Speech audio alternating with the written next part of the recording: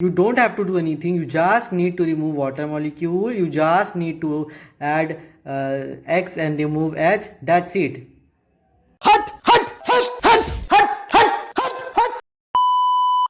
क्या पढ़ना है वो तो सब बता देंगे, लेकिन कैसे पढ़ना है ये कोई नहीं बताता। क्या सीक्वेंस फॉलो करना है आपको ऑर्गेनिक केमिस्ट्री को अगर मास्टर करना है, 35 मार्क्स अपना कंफर्म करना है तो एग्जाम में नहीं बन पा रहे क्वेश्चन, आपको समझ में भी नहीं आ रहे कि क्वेश्चंस किस प्रकार के आ रहे हैं, हमें तो पल्ले ही नहीं पड़ रहे कि भैया क्वेश्चन जो आ रहे हैं कन्वर्जन नाम पे, आइडेंटिफाई नाम पे, इसको बनाए कैसे, क्या पढ़े, क्योंकि टीचर तो स्कूल में बस आपको आ रहा है और वो आपको जो है प्रिपरेशन हेडिंग डाल करके आपको यहाँ पानी निकलवाना सिखा रहा है, ये करवाना सिखा रहा है और कुछ नहीं इसके अलावा। आपके सेशन से स्टार्टिंग से पहले अगर आप वीडियो देख रहे हो या फिर बीच में भी देख रहे हो या फिर एंड में भी एग्जाम के देख रहे हो, तब भी बहुत बेनिफिशियल होने वाला है वीडियो, क्योंकि आपको जो है एक जो कभी आपको ओरिएंटेशन मिल ही नहीं पाया वो अब इस वीडियो के थ्रू आपको मिल गया है। आखिर ये है पूरे ही आपका ऑर्गेनिक केमिस्ट्री जो आप 2 महीने में पढ़ोगे उसका एक पूरा स्ट्रक्चर्ड फ्लो चार्ट है या फिर रोड मैप है कि हमारा जो चारों चैप्टर्स में बेसिकली काम क्या चल रहा है, कुछ नहीं चल रहा है, हम लोग जो है आपस में इधर से उधर ही करते हैं, बस कन्वर्ट करते रहते हैं। इसी से हमारा कन्वर्जन क्वेश्चन भी बनता है, इसी से हमारा आइडेंटिफिकेशन क्वेश्चन भी बन जाता है, इसी से हम अपना 32 से 35 मार्क्स सिक्योर कर सकते हैं। और मार्किंग वाइज के ही क्यों जाना है, हमें ऑर्गेनिक जो है कंपाउंड्स हम बना रहे हैं, हमारा उद्देश्य क्या है कि हम अपना लैब में सिंथेसाइज कर रहे हैं, इसी को तो कहते हैं ना टोटल सिंथेसिस प्रोग्राम, जो कि साइंटिस्ट ने करा और सभी ऑर्गेनिक कंपाउंड्स जो CH and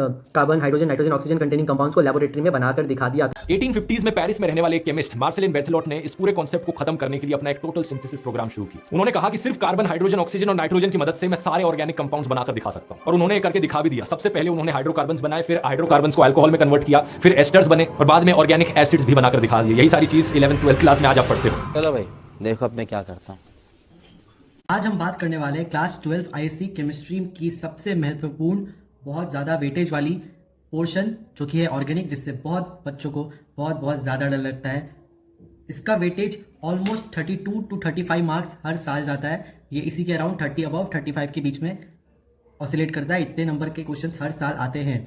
तो खुद सोचो, केमिस्ट्री का पेपर थ्योरी का जो 70 मार्क्स में का होता है, उसका हाफ पोर्शन ऑलमोस्ट तो ऑर्गेनिक का ही होता है। बचा हुआ 3-4 चैप्टर फिजिकल और आपका 2 चैप्टर इनऑर्गेनिक का होता है। सबसे ज़्यादा वेटेज जो होता है वो ऑर्गेनिक का ही होता है।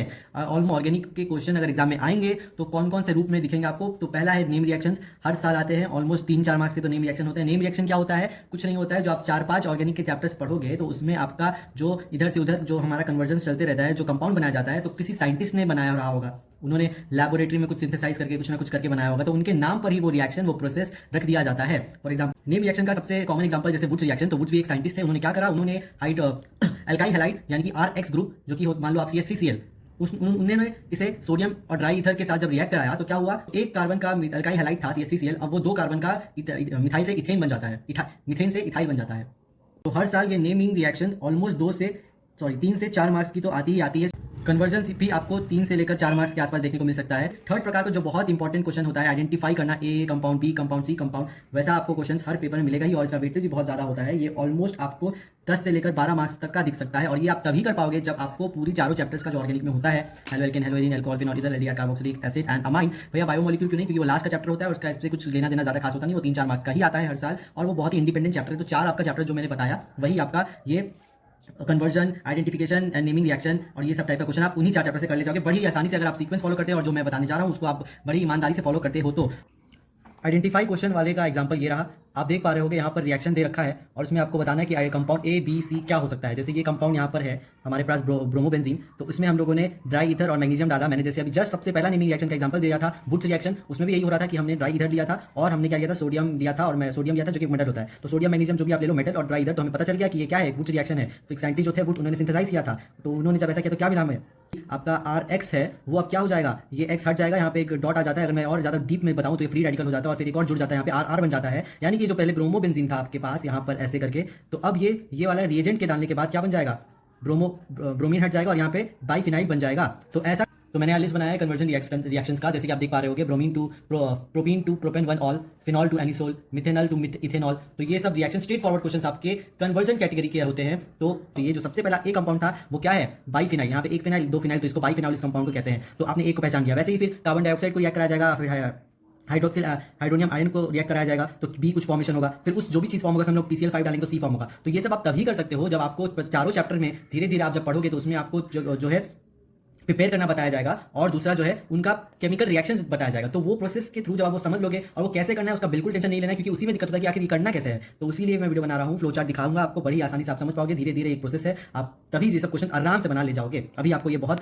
कॉम्प्लेक्स लग रहा होगा, समझ में ही नहीं आता होगा कि ये रिएजेंट जब पढ़ता है तो उसमें क्या बनता है, हम लोग कुछ समझ ही नहीं आ रहा है। तो आपको बिल्कुल स्ट्रेस नहीं ले रहा है, मैं एक एक करके बताता हूँ। तो चौथा प्रकार का होता है क्वेश्चन डिस्टिंग्विश टेस्ट, जिसमें आपको जो है दो कंपाउंड को कैसे डिफरेंशिएट करेंगे, ऐसा क्या चीज डाले कि उनमें जो है डिफरेंस शो हो, हमें डिफरेंट रिजल्ट मिले। उसके एक वीडियो जो होता है आजकल आपको यूट्यूब पे कहीं भी मिल जाएगा, डिस्टिंग्विश टेस्ट नाम करके, 1 घंटा का होता है। उसमें आप आराम से उसमें से भी आप समझ सकते हो। तो ये कितने मार्क्स का आता है, ये हर साल लगभग 2 से 4 मार्क्स का तो आता ही आता है। ये मैं विंडो क्यों दे रहा हूँ 2 से 4, 10 से 12, क्योंकि ये देखो ये फिक्स तो नहीं रहता ना कि किसी किसी पेपर में मान लो कि ये आइडेंटिफाई वाले क्वेश्चन 12 मार्क्स के आ गए, यानी कि ज्यादा आ गए, तो आपका नेम रिएक्शन 3 मार्क्स का हो जाएगा, और ये आपका मान लो 3 ये भी हो जाएगा, ये 4 नहीं जाएगा। तो ऐसे करके इनमें ऑसिलेशन होते रहते हैं, मगर एक जो ओवरऑल आपको ऑर्गेनिक देखने को मिलेगा वो 32 से 35 मार्क्स का मिलेगा। जो क्वेश्चन का टाइप है वो नेम रिएक्शन होता है, कन्वर्जन होता है, आइडेंटिफाई करना होता है कंपाउंड को, डिस्टिंग्विश टेस्ट होता है। और जो 2 लास्ट बच रखा है अब वो है आपको गिव रीजंस के क्वेश्चन पूछे जाएंगे। अगेन आप ये तभी आंसर कर पाओगे जब आप केमिकल प्रॉपर्टीज जानने लगोगे चारों चैप्टर के, जो कि है एल्केन से लेकर अमाइंस तक। तो आप धीरे धीरे जब उसे पढ़ोगे तब आप गिव रीजंस के भी क्वेश्चन जो कंसेप्चुअल होते हैं वो भी आप आंसर कर पाओगे। ये कितने बात करते हैं, ये कितने मार्क्स का आता है, तो ये भी आपका ऑलमोस्ट 6 मार्क्स का आता है, 6 से लेकर 7 मार्क्स का। किस किस फॉर्मेट में आ सकता है, ये एमसीक्यू में भी आ सकता है, ये आपका 1 वर्ड में भी आ जाता है, ये आपका जो है 2 मार्क्स के क्वेश्चन में या फिर गिव रीजन के क्वेश्चन में सिंपली आपको पूछा जा सकता है, जो कि आप कॉन्सेप्चुअल अगर आपको आइडिया हो कौन सा रीजन कैसे रिएक्शन करता है तब आप आराम से इसको भी बता पाओगे। और जो लास्ट कैटेगरी है वो है आपका फिजिकल प्रॉपर्टी के तहत आप इसको आंसर कर पाओगे। सभी ऑर्गेनिक चैप्टर्स में आपको जो है फिजिकल प्रॉपर्टी पढ़ाई जाती है कि एसिडिक कैरेक्टर बेसिक कैरेक्टर कैसे होता है। मान लो कि अमाइंस चैप्टर है तो अमाइंस चैप्टर में एसिडिटी बेसिसिटी का ऑर्डर क्या होता है, melting point, boiling point, solubility, stability, ये सब आपको जो है आपको चारों चैप्टर में फिजिकल प्रॉपर्टीज में पढ़ाई जाती है। उससे भी पहले मैं ये सब आपको ऑलमोस्ट बता ही चुका हूँ। अब मैं आपको बताने जा रहा हूँ कि आप जब भी आपका ऑर्गेनिक का कोई भी चैप्टर मान लो हेलो एल्केन हेलो एरीन चल रहा है तो आपका उसमें बुक में अगर मैं एनसीईआरटी को पर्टिकुलर रेफर करूँ, मैं मेंशन करूँ तो उसमें क्या सीक्वेंस होता है, उसमें क्या चीज़ पढ़ाया जाता है। तो देखो मैंने यहाँ झटपट आपको दिखा दिया है कि एनसीईआरटी में आपको कोई भी ऑर्गेनिक चैप्टर उठा लो, चारों में से आपको जो पढ़ाया जाएगा सब कंटेंट्स होता है वो बस 4 ही कंटेंट आपको पढ़ाया जाएगा। पहला है आपको आईयूपीएसी नॉमेनक्लेचर बताया जाएगा, जो भी कंपाउंड्स आप पढ़ रहे हो, जो भी इस चैप्टर में आपका कंपाउंड्स के साथ आप रिएक्शन कराओगे, खिलवाड़ करोगे तो उनको कुछ ना कुछ नाम तो दिया जाएगा, नामकरण किया जाएगा, तो उसके तहत आपको पहले वो बताया जाएगा। फिर आप सेकंड आप कंटेंट उसमें देखोगे प्रिपेयर करना कि आप मान लो अल्कोहल चैप्टर आपने खोल रखा है, अल्कोहल आप कहाँ से बनाओगे, कैसे बनाओगे। तो आप जैसे मैंने ये वाला आपको दिखाया ही आपको फ्लो चार्ट, तो अल्कोहल यहाँ पे है तो हम अल्कोहल को जो है पीछे से भी बना सकते हैं। दैट मीन्स आप पीछे क्या है इसके अल्काइल हैलाइड, तो आप इसको यूज करके अल्कोहल तक पहुंच सकते हो। तो हमें पता है अगर हमें आगे जाना होता है तो हम क्या कराते हैं, ऑक्सीडेशन कराते हैं। कहने का मतलब अल्काइल हैलाइड का अगर ऑक्सीडेशन करा दे तो अल्कोहल मिल जाएगा। यही अल्कोहल को हम प्रिपेयर कर सकते हैं एल्डिहाइड से और कार्बोक्सिलिक से। कहाँ है एल्डिहाइड, यहाँ है एल्डिहाइड। तो एल्डिहाइड जो कि आगे होता है उससे हम लोगों को पीछे जाना है तो हम लोग क्या करेंगे, रिडक्शन करा देंगे तो अल्कोहल बन जाएगा, है ना। कार्बोक्सिलिक जो कि एल्डिहाइड के भी आगे होता है तो हमें 2 स्टेप में रिडक्शन कराना है, क्योंकि हमें पीछे जाना है तो रिडक्शन, तो पीछे जाने के लिए 2 बार, पहले एल्डिहाइड बना फिर उसके बाद अल्कोहल बना। कैसे बना, तो रिडक्शन करा के। तो आप देख पा रहे होगे कि हम प्रिपेयर जो कर रहे हैं अल्कोहल चैप्टर में वो आगे से भी कर रहे हैं पीछे से भी कर रहे हैं। तो यही आपको पढ़ाया जाता है सेकंड कंटेंट में, जो कि है प्रिपरेशन, आगे से पीछे से, आगे पीछे से, है ना, रिडक्शन ऑक्सीडेशन कहने का मतलब। थर्ड आपको पढ़ाया जाता है केमिकल प्रॉपर्टीज और फोर्थ होता है फिजिकल प्रॉपर्टीज।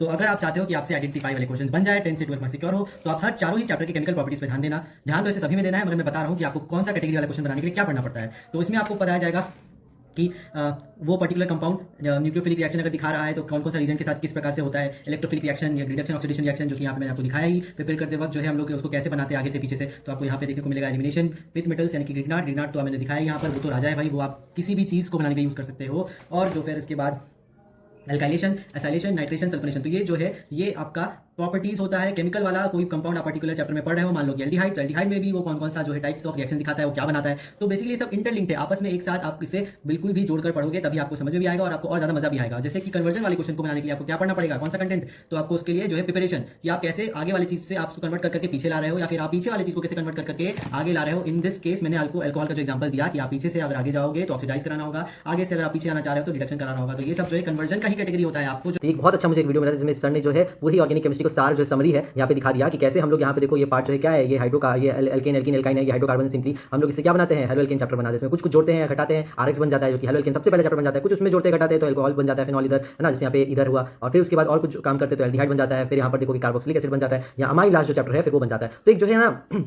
यहाँ पर सिर्फली 12 के ऑर्गेनिक के सिलेबस में हम लोग आगे से पीछे, पीछे से आगे घूमते रहते हैं हम लोग ऑर्गेनिक कंपाउंड्स का सिंथेसिस करते हैं, उनको मैन्युफैक्चरिंग करते हैं, बनाते हैं। और अगर बात किया जाए एग्जाम पॉइंट ऑफ व्यू से उसमें कैसे स्कोर करना है, तो बस यही जो कन्वर्जन्स होते रहता है आगे पीछे, इसमें ही हमें जो है सीखना पड़ेगा। 2 महीने में जो कोर्स हमारा चलता है, इसी में हम जानते हैं कि कौन सा रिएजेंट क्या डालने से उनका काम क्या होता है। अगर और इसको ही मैं अभी देखो, इस चीज़ को मैं डिटेल में भी बताने जा रहा हूँ, जो कन्वर्जन्स हमारा जो आइडेंटिफिकेशन कन्वर्जन का क्वेश्चन बनता है, या फिर हमारा जो चारों चैप्टर में लिंकेज जो है वो मैं दिखाने जा रहा हूँ।